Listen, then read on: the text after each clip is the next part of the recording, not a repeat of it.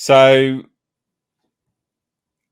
Mike, just Bob Iger. I hate this so very much. So let me let me just read some of this stuff out to you Please because do, please do, because there are many people I out in cannot the world. There are life many me. people that think this is the best idea ever. Please, Oh, Nate, read it's it. awful. It's awful, and it's so funny because it goes to show how fundamentally just the guy's an idiot. So it says, in addition to being a world-class games experience and interoperating with Fortnite, the new universe will offer blah blah blah blah. Where's the thing where he says so? Oh, here it goes. And so, on a call after the quarterly earnings, Iger said that he began looking into games soon after his return to Disney in the fall of 2022, meeting with Parks and Experience chief Josh D'Amaro and his team. And the first thing they showed me was demographic trends. When I saw Gen Z and Gen Alpha, and even millennials, and I saw the amount of time they were spending in terms of their total media screen time on video games, it was stunning to me. Bob Iger here, the last man in the universe to figure out that kids like playing video games. What on earth? This guy manages one of the biggest companies in the world, and he's like, considering they already kids destroyed how like many game video companies? games. Yeah, Well- he just had a revelation. It And all like, makes sense. It's Can't clear to me believe now. it. This- Stupid language. this guy disassembled so many different game opportunities, including LucasArts. They had their own game Yeah. company. Yeah. And this is the thing. So it says it was equal to what they spent on TV and movies. And the conclusion I reached was I have to be there. And we have to be there as soon as we possibly can in a very compelling way. You could have done if you hadn't taken apart LucasArts, you mong. Yep. So basically, what they've done, they've bought an equity stake in Epic Games for $1.5 billion. What I find so funny about this is you listen to the language, and we'll read it in a minute.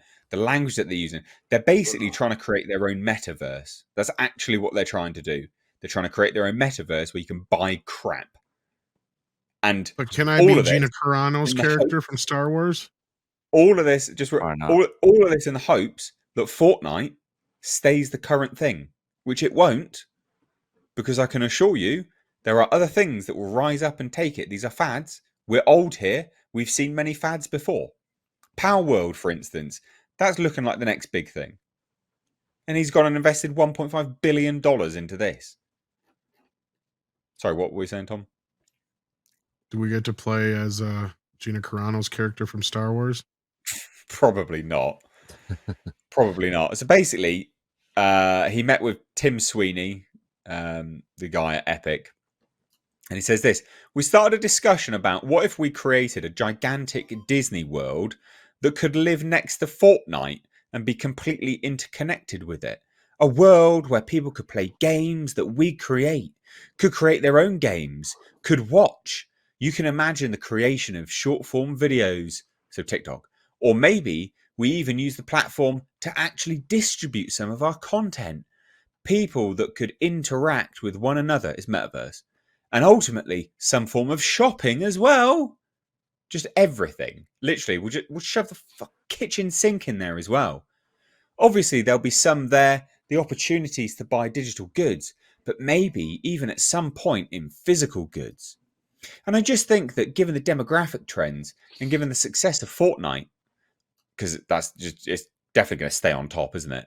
We think, just as we take our IP from our movies and our TV and have them expressed in our parks, this is a great way to do it in games. And for us, it's a way to have skin in the game with them. You had it with LucasArts.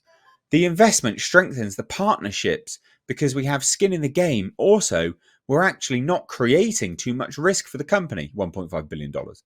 So as we see it, under the hope that it's going to stay popular, this is the best of all worlds in many respects, from a business venture perspective, and certainly great for consumers, idiots who love Fortnite, who love to interact with our characters already in video game format. So I'm really thrilled about it. Yes, says the guy who has only just had an epiphany that kids like games. Sorry if I don't rush to believe your business acumen on this decision, you dunce. Mikey, any input on this one, please? I am 100% in agreement with your assessment. I don't know if I have much more to add because you're about as brutal as I'm about to be. I'm just going to give some more brutal takes. So let's go over the reasons why this is a moron deal. Number one, $1.5 billion. We don't really have that cash. We haven't even paid Hulu for what we owe them. So why are we spending 1.5 billion? Number two, that means I'm going to have to probably go get a loan to pay this off, or I'm going to take cash flow from other things I should be doing, like reinvesting in my parks. But let's just say for shits and giggles, that 1.5 billion deployed. Do I expect to get a reasonable return on the investment? I mean, I'm just wondering, am I going to get for 1.5 billion, am I going to get 150 million and 10% a year earnings? That's going to be an investment? Of course I won't. And number four, it's not going to be sold in profit for value of assets, because every time we buy something, it goes down in value. Lucasfilm, Fox, the Muppets. I could keep going all day. I'll stop there. And then furthermore, is that what's going to happen? Like, instead of landing on this island, I'm going to land on what? I don't know, Snow White's magical island ride. And that's going to be my magical universe within Fortnite. I've already got Disney skins that I can grab. I've already got Star Wars characters that I can do. What do people think what is Bob this moron's going to think? That people are going to like, oh, I'm in Fortnite. Let me pause and go buy some Disney rabbit ear or Disney mouse ears. Get the hell out of here with your BS. This is a sunk cost. There's not going to be a dividend. There's not going to be money to be made as a valuation. Didn't we just announce the other day that we took a write down in India of about $10 or $12 billion of something that we just overpaid for? Didn't we just do that, Nate? So this is a dumb idea. You know what this is analogous to? This is Bob doing this. At the Disney company, we learned that people sleep 6 to 8 hours a day, and they do that globally. In fact, that's when I realized that at Disney, we need to invest in Disney comforters for all the people that sleep all the time. Get the F out of here, Bob, with your bullshit analysis, mother effer, dumb retard moron. Get the fuck out of here. Well, what kind of dumb shit did Bob say this week? I might get more use out of this one. This week, honestly, this is all. Well, again, they dismantled LucasArts. The only movie studio that currently has their own game studio is Warner Brothers, and they've seen incredible profits from Hogwarts Legacy. Incredible profits because they made it. All of it profit. They're not licensing it out to another company where they just license it out, which is what Disney does now with all of their stuff. You could have had skin in the game instantly, but you chose to invest $1.5 billion in Epic, and everyone's like, "Yeah, man, this is amazing." No, because this fundamentally tells you that as a company, they don't have any long-range forecasts, which goes to what you were saying at the start, Mike, is about not knowing where to go or what to do, not really, just bullshit artists. $1.5 billion, you could have been investing that in your own product over these years and getting a massive return on investment. Now you've gone, kids like games, I'm going to invest 1.5 billion in Fortnite. Yeah. Good. Cool story, bro. Yep. Go ahead. I was just going to say, just like you were saying with the LucasArts thing, one of the most anticipated games coming out of LucasArts when Disney acquired Lucasfilm and all of its subsidiaries was a game called 1313, which was an underworld, Coruscant, a lot of scoundrels, bounty hunters, like the underground mob world, on Coruscant, and people were loving the stuff they were seeing, that they were releasing little hints and stuff, a little bit of gameplay and some stuff that they would drop and tease out. And as soon as they acquired it, they disbanded LucasArts completely, canceled all the projects of all the games that they had already been spending a couple years by that point on to come out with, and just straight up canceled them. And then what they do after that, they solely licensed the gaming to EA, one of the worst gaming companies on the planet. So now here we are, over 10 years later, and now he's having this epiphany about games. Like a little bit late to the party there, Bob. Well, not just late to the party for games, but could be for Fortnite, because I mean, how many games really go beyond a certain kind of window of life, right? Like Yeah. even Roblox has fallen off some of these other ones, unless you got a Minecraft. GTA or a Minecraft, unless you got a GTA or a Madden, something that's very evergreen with people. I'm willing to bet that we're on the ass end of this Fortnite thing. I could be wrong, Oh, I would no, I would agree with that. The only but way they I keep think it it's alive, it's kind of ran its course at this point. Yeah. The best yeah, thing the that only could way they happen keep it is if alive they is came by out with redoing seasons. They make new seasons of it basically, and then try and keep it alive that way. But it's not as I don't think it's Well, yeah. yeah. I mean, you could go and look at what the kind of traffic is of people playing Fortnite just on Steam to try to figure out, or wherever they're getting. I obviously are getting from Epic, but you can go and figure out what the traffic looks like over there to figure out if it's actually still something that's growing. I just, I just don't see what the appeal is. You can change skins and all this other stuff. Eventually, it just becomes such a money suck that kids are going to find another game that's going to suck their money. So I don't anticipate it's going to remain hot forever. I don't think anybody should. If you're an investor, you should be looking very skeptically at this particular roughly 5% of the interest in the company's purchase, because that's basically what 1.5 billion is going to get them, somewhere between 4 and 5%. So that's it. Mm. Yeah. Their best bet right now would be if they came out with a Fortnite 2, which kind of kept the game the same, but revamped the whole thing, made it look better, made it play better, had brought in new abilities and options and all that sort of stuff.